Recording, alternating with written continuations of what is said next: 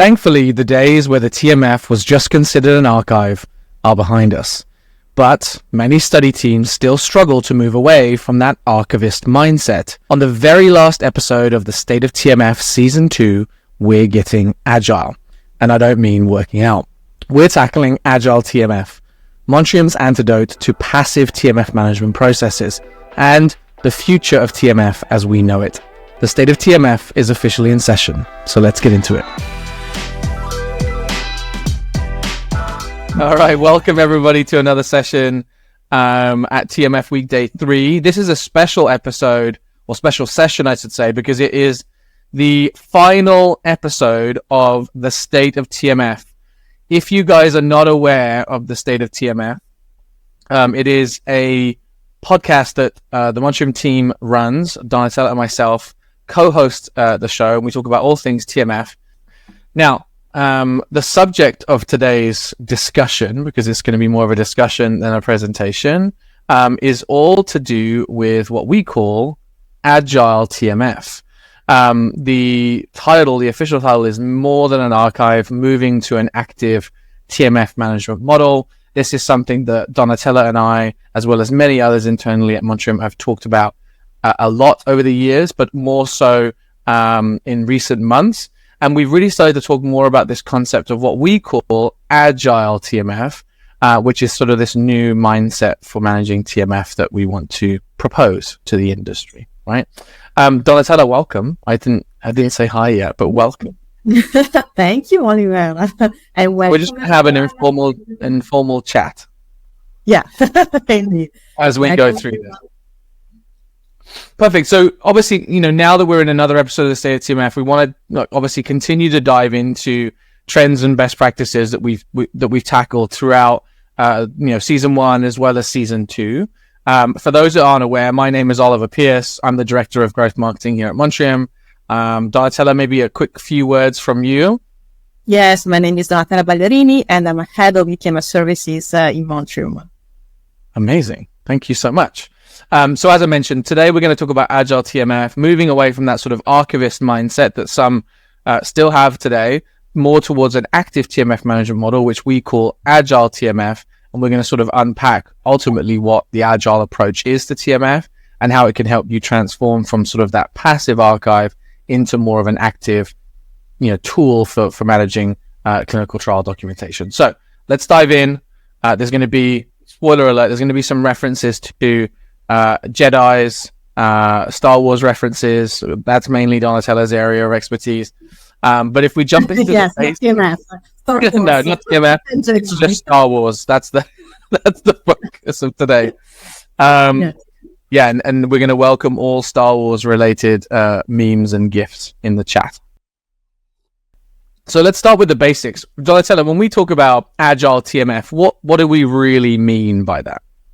From your perspective? So, big question, probably the main one, and probably we can go to the podcast with just with this answer because it's a very complex answer, I would say, because Agile means a lot of things, means a lot of stuff. So it can be, let's say, quite complicated to give you a brief answer to this question, but probably the main one that I can provide you to give you the main meaning of this Agile methodology is that Agile means to break free from the traditional, old, and passive approach to trial master file that want to see the trial master file as a static archive and try to consider the TMF as an active tool that you have to use during your clinical trial to be inspection ready. So basically, I would say that this is the main meaning of Agile methodology. And if we want to do this comparison with Star Wars, like a Jedi master the Force in Star Wars, in our TMF journey, we aim to master the Agile methodology to ensure and support more inspection readiness of our trial master file. So we're all just training to be Jedis today, and hopefully at the end of today's discussion, we'll be able to move things with our mind, is basically what you're suggesting. Indeed. Yes. Okay, great. That's why I'm here.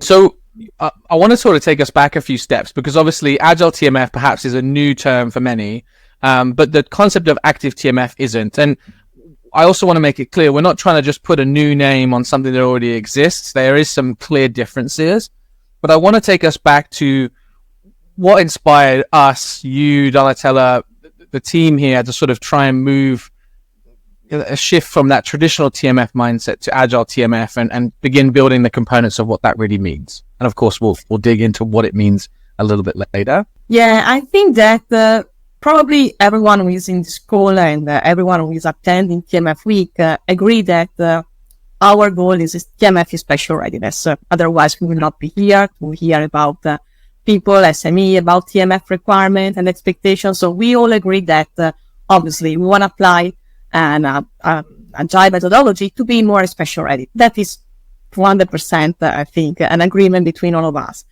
But I think that when we start to implement an agile methodology, so a very active and proactive approach to TMF management, probably before doing that, you have to identify and think about the fears around TMF. So what are the fears? What are the bad consequences that can happen to my TMF, to the status of my TMF, if I treat my TMF as a passive repository, as a passive archive? So what are the consequences? And we know that there are lots of consequences: inspection finding, lack of control, lack of oversight. I can stay here for hours to list a lot of bad consequences that can happen if you treat your TMF as a passive repository.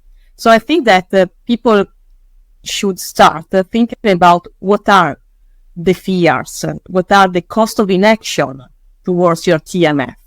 And based on that answer, probably you will understand that to apply and implement an agile methodology will be the best approach, will be the best tool that you have to ensure and support the inspection readiness of your TMF.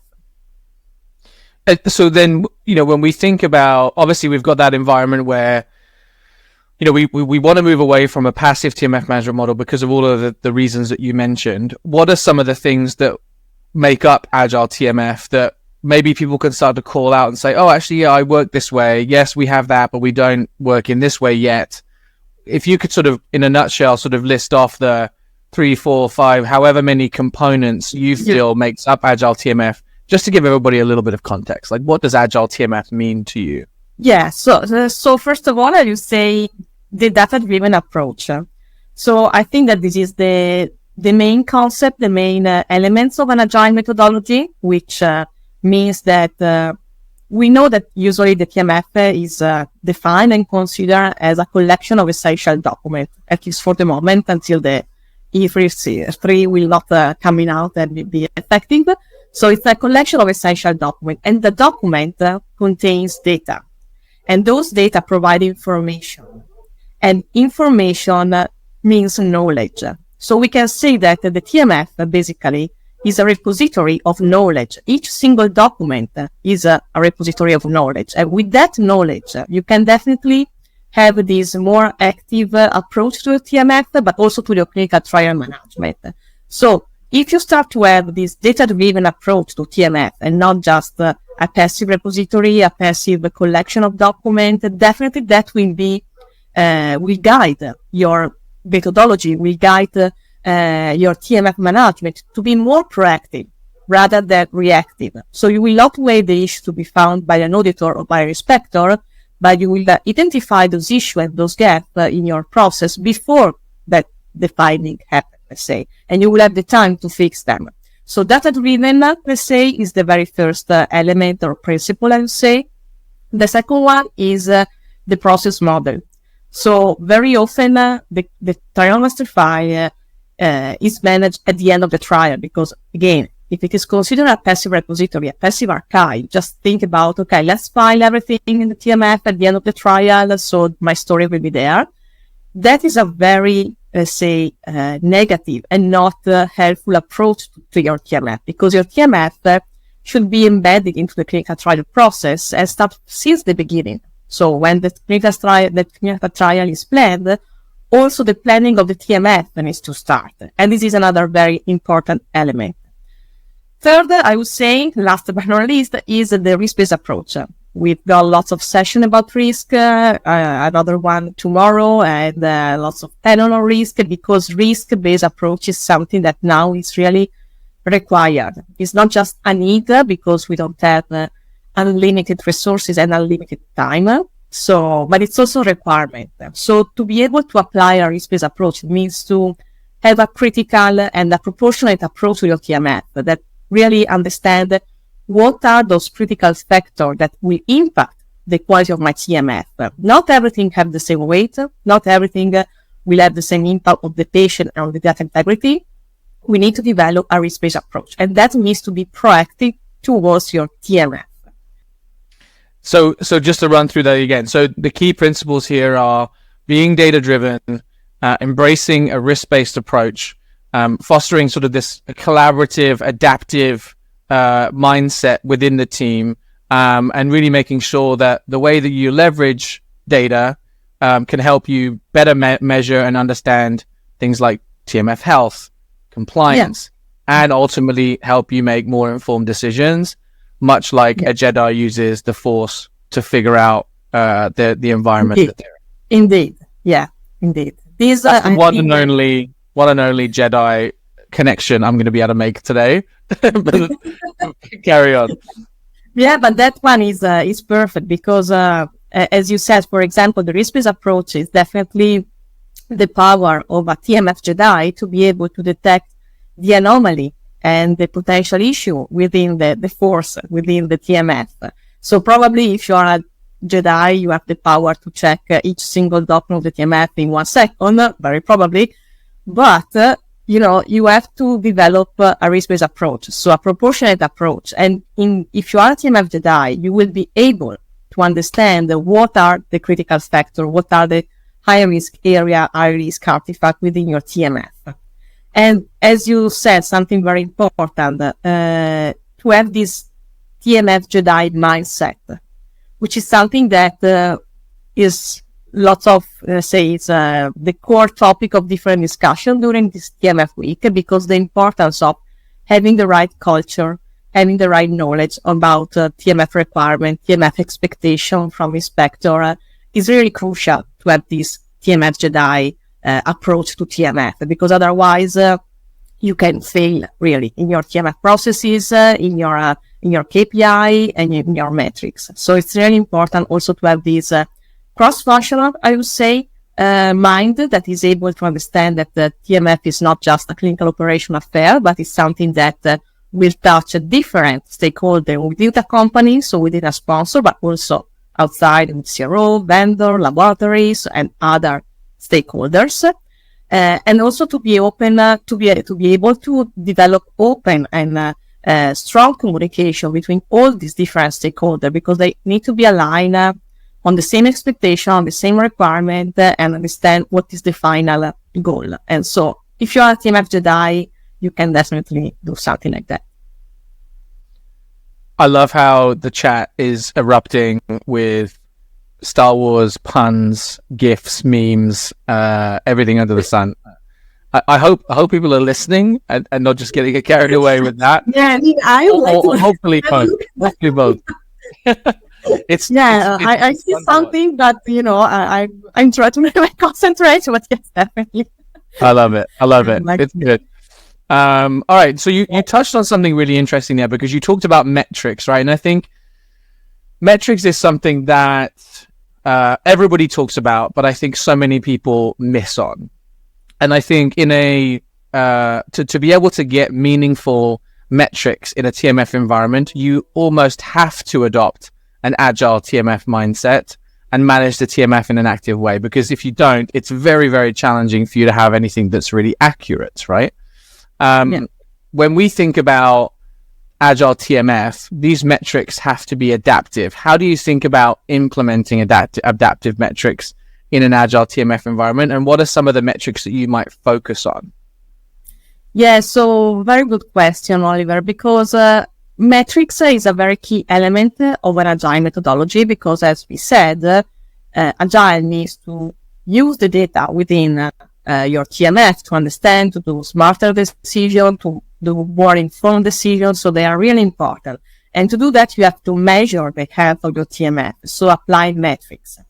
In terms of metrics, definitely there are lots of metrics that you can implement. I think that the TMF reference model developed a list of metrics for TMF that is around 21, 22 metrics. So I would say quite a long list. But not all the metrics, in my opinion, have the same weight and the same impact on your TMF. And this is why it's important to develop a metrics program.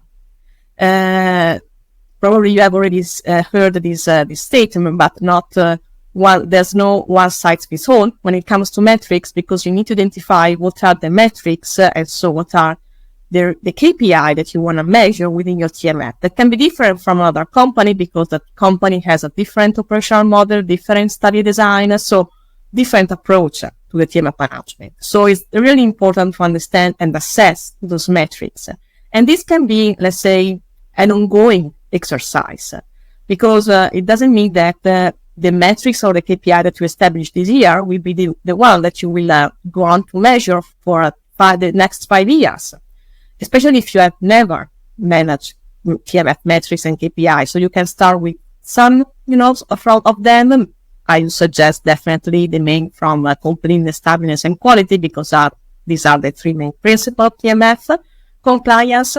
But then you can verify that maybe using those data, you need to focus more on quality, because maybe completeness is quite good, but quality is really suffering from a metric standpoint. So you really need to develop a metrics program that will adapt to the change of the situation, to the change of the environment, to the change of the processes, to change of people.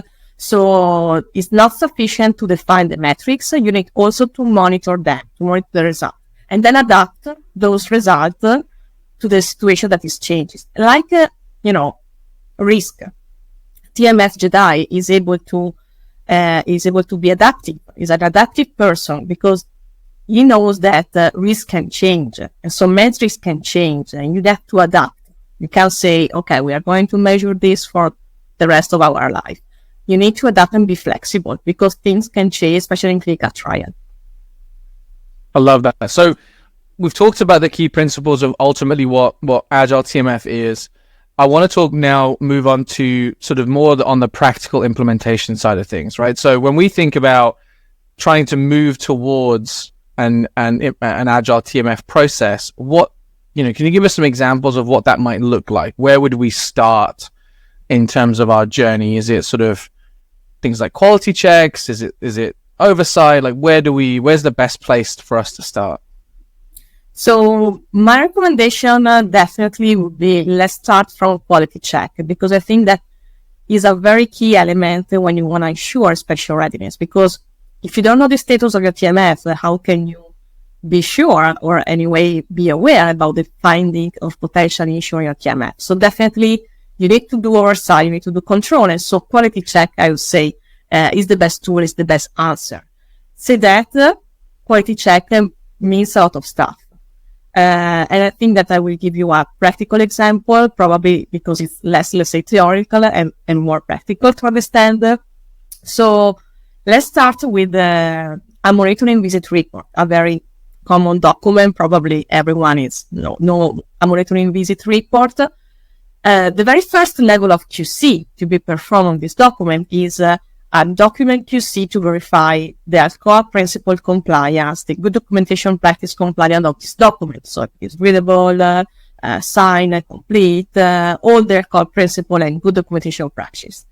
Once you have defined that, yes, this is a good document, you move on to next step of QC. So you're going to verify what I call a cross-check QC. You're going to verify the links of that document with other documents, because we know that we can consider the TMF as a puzzle, and each document is a piece of this puzzle. And so very often they are linked to each other. And so you're going to verify if there is a confirmation letter plus a follow-up letter for that monitoring visit. And this is a cross-check. But then you don't stop there. You go on. You move on to a third level, I would say, where you verify you have a more holistic approach let's say, of this document and its relationship, and you verify the completeness and the compliance with the monitoring plan. So you are going to verify if, for example, there are all the monitoring visit report according to what is contained in the monitoring plan, if it has been filed according to the monitoring visit plan. So you're going to verify a more realistic approach based on the process. And last but not least, I would say level of QC will be a very global inspection readiness status, so that is composed by the different elements. So you will understand that if from an inspection point of view, that part of the TMF is inspection ready, or there can be potential GCP inspection finding. And in that case, you will identify and you will establish those lists to verify corrective and preventive action, try to be ready in case of an inspection. So it's a multi-level QC, I would say, the more practical example that I can give you. And then how regular you would do that? There's a great question here from Barbara that's related to metrics, but I think connected also to perhaps something that you're mentioning here around sort of how often do you recommend we review or measure the metrics and or ultimately the results of these cross checks. I can give you some best practice or recommendation, but again, it's something that you need to define based on your maturity level, based on different variables that you are in.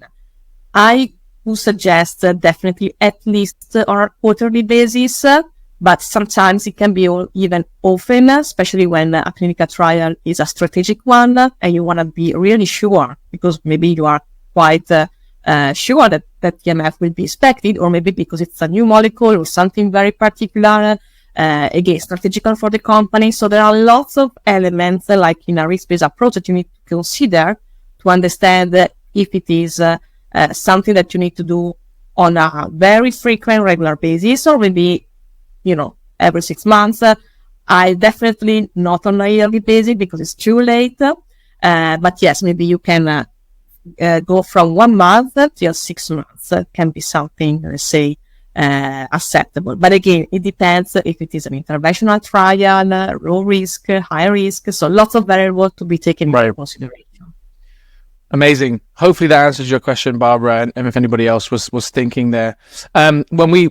If we moved on, there's some questions here around sort of the impact of an agile approach, which I think may be a good sort of place to stop here. So Pallavi, hopefully I'm presenting that name correctly, asked, how would you recommend using an agile approach to improve timeliness?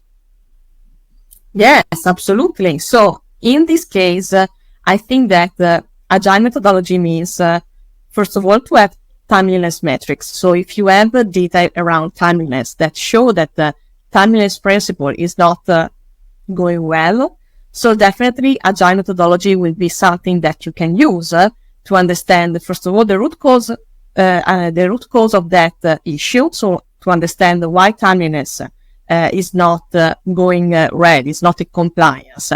Maybe because your process is not robust, maybe because your SOP is not written in the right way, because maybe the time frame that you have defined in your SOP is not efficient, or simply doesn't work. It's something theoretical, but it doesn't match with the reality of everyday activities and everyday life. So the agile methodology will help you to do an assessment of what the current situation is based on the data acquired through the timeliness metrics. And that will mean to be proactive. So have those data of timeliness metrics to define a better strategy to improve the process of your TMF management. Love that. So really diving into leveraging the agile mindset that we have to review perhaps where there might be issues in timeliness, and specifically where they are in the process, right? Is it a specific functional area, or is it the overall process itself? And then as an output, be able to evaluate how you can better integrate the TMF filing process, let's call it, into the overall maybe clinical trial process itself. That's sort of the general recommendation. Yeah, indeed.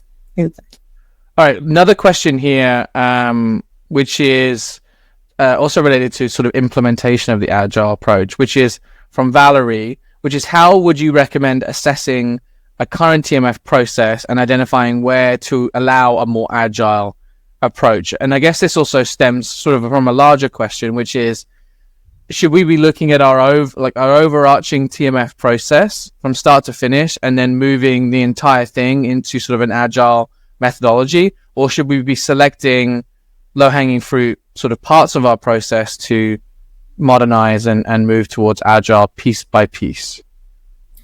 So very, very good question. Definitely, Valerie. Thank you for asking, because it's something that sometimes is under-evaluated, but on the contrary, I think that is the very first step where you need to start if you want to implement an agile methodology. And the very first step is do an assessment of your TMF process in its holistic, global, let's say, way, because, you know, a step can be missing, a step can be redundant, or maybe you didn't cover a specific aspect of a process. So the very initial big picture of your TMF process is essential to understand, okay, where are you with this process? What are the steps that you are covering? And you will have already an initial visualization on what is missing. It's very important in this part, I would say, is to define flow chart and visualization of the process, not, you know, something written that sometimes is not even easy to follow as a process. So something visually to understand what are the steps of the process, what is missing, what is not covered, what is not fully covered, and what can be a potential GCP finding because of inspection. And then, based on the result of this assessment, you can, as Oliver said, maybe focus on a specific zone, because we are talking about a very big and complex process. There is, as I told before, the TMF life cycle starts in the beginning. We've got the trial TMF setup planning, we've got the conduct and the management of the TMF, and the TMF closeout. So these are the three main big stages of the TMF management as a clinical trial management. And in these stages, there are lots of steps, lots of processes. And you can, if you have lots of, let's say, gaps, you can't focus on every gap. So you need to prioritize maybe the setup and the planning, because you're going to start a new trial next month. So you want to make sure that that particular stages of the TMF is effective and is robust enough. And then you can move on to the other stages and to the other step. So it's a step-by-step, I would say, project, because as I heard in these days, and as I like to define, TMF is a journey. And so you can't expect to, make a revolution on your TMF processes in one day, but start to do an assessment and verify where are the gaps, the area that you need to improve, or maybe that you really need to cover, because maybe you didn't, think about that. Like, for example, audit trail review. Maybe you don't have an SOP or working instruction to define how to perform audit trail review. So all these kind of aspects need to be considered in a very initial and robust assessment. Amazing. Now, I want to take us back to something that we talked about earlier. When you started explaining the key principles of Agile TMF, you talked about being data-driven. And I think data-driven is sort of something that people throw around a lot. When you think about Agile TMF and data-driven approach within the TMF, what types of data are you typically referring to here? Do you have some sort of examples of what you might look at to be more data-driven? So I think that one of the biggest mistake, or let's say common mistake that people do, is that they think that data in TMF are only in zone 10, data management. Obviously, it's called data management. But if you are a TMF Jedi, this is the power of TMF Jedi. You see data across the entire TMF, across any zone of the TMF. And if you think about that, it means that there are literally, data around protocol deviation, about compliance with TMF principle. There are data about monitoring, data about serious adverse events. I mean, it's really a source of a lot of data, different data. And if you have this ability, like a TMF Jedi, to see those data and not to consider it just like a passive and dead repository, definitely you will get that power. You will get that agile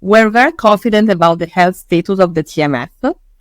And they just came to us asking for an inspection readiness check of the TMF.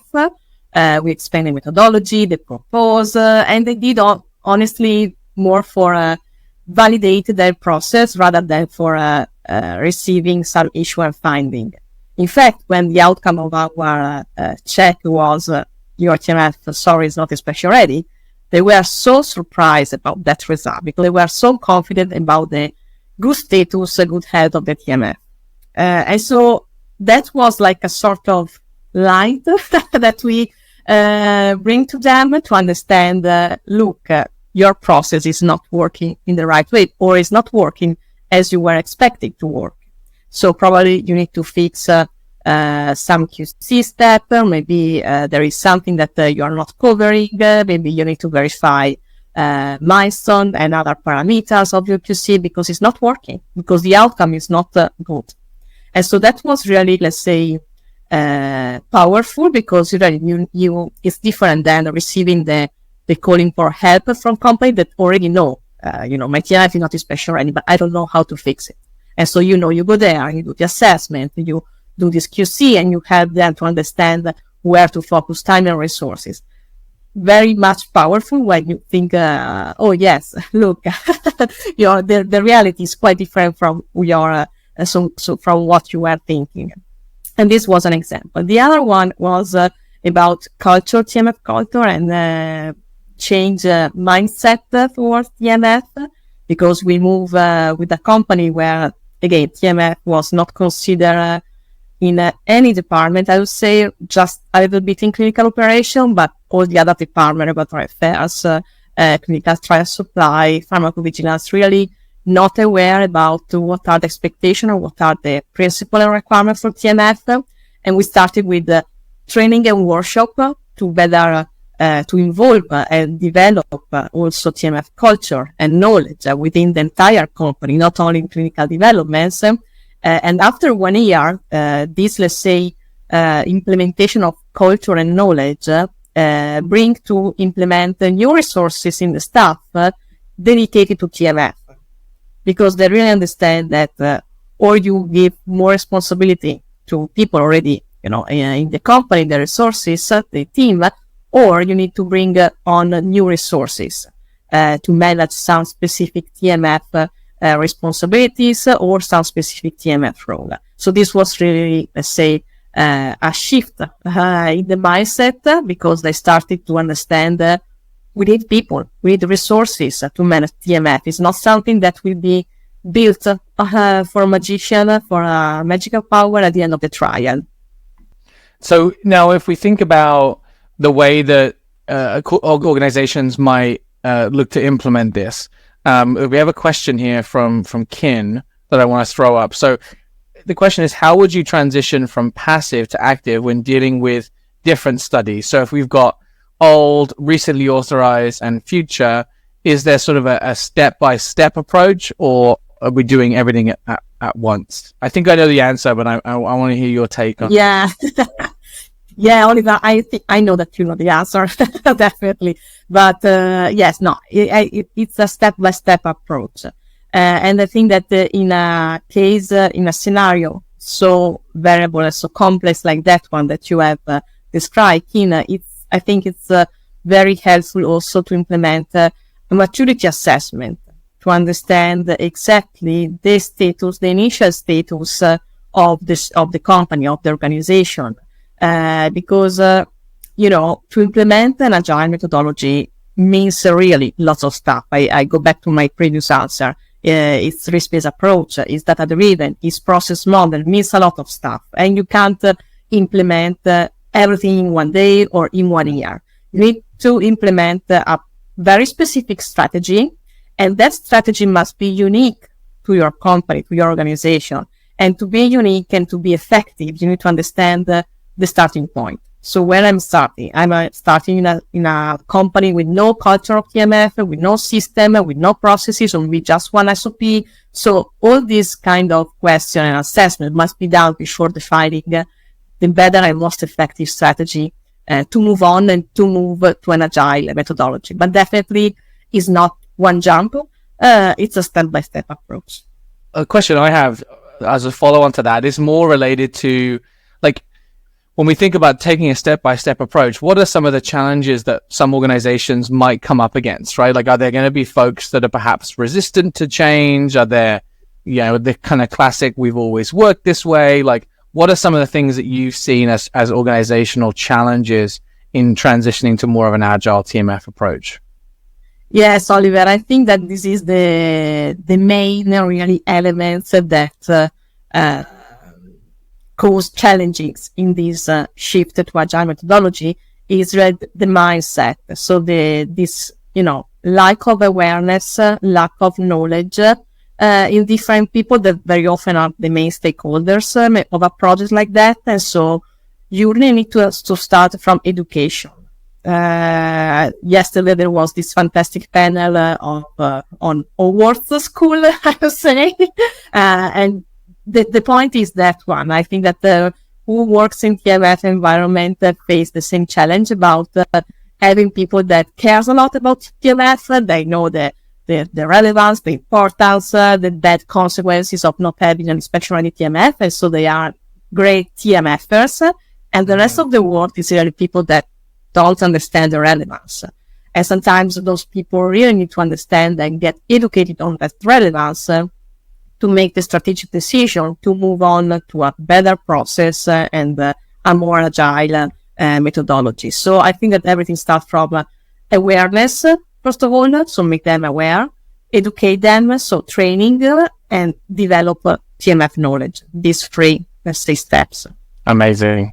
I have so many more questions that we didn't get to, but that was probably what was going to happen, right? We were just going to get carried away with chatting about Agile TMF. Donatella, this has been, as always, a really, really fun discussion and topic. And I'll see you guys on the next one. And awake your TMF Jedi, please. Bye. There you go. She got it in at the end. Another season in the books. Thank you for listening to another episode of The State of TMF, a live event and podcast brought to you by Montrium, the leaders in eTMF solutions for scaling life science organizations. I wanted to extend a big thank you to all of our amazing guest speakers this season, and of course, as well, to my wonderful co-hosts, Paul Fenton and Donatella Ballerini. If you've missed an episode of this season, now is a great time to catch up. Head over to YouTube to view the full episode or catch us on the move wherever you listen to podcasts. But don't worry, we're coming back soon with an action-packed Season 3 that we'll announce details for very, very soon. We hope to see you next time. See you later.